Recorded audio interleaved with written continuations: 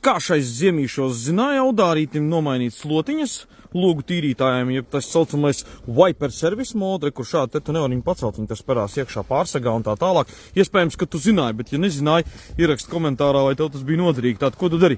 Ņem aizdedz atslēgu, vienkārši rāpies iekšā, pārbaudi, protams, vai tev tur nekas nav piesauts un sasalis. Protams, labāk darīt to ir siltumā, ja? Bet, nu, tomēr, ja nu tev noderēs, ja? Pagriez aizdedz atslēgu, ieslēdz aizdedzi. Ja? Parādās tur lampiņas, viss un tā tālāk, smuki, jauki Audi. Tad vienkārši aizdedzīt, izslēdz ārā, atslēgu nevajag ņemt, un vienu reizi uz leju, tieši tā, logu tīrītājs sviriņu, un viss, tad tu droši kā pārā tagad, šādi te, dodies laukā, un redz, tagad tev nekas te nemaisa, ja? Tas saucamais services modes. Nu, pasties, vai nav svētīgi? Godīgi sakot, es pat pirmo reizi šito daru. Zināju, ka tā var, bet nu nereiz nebija nācies tā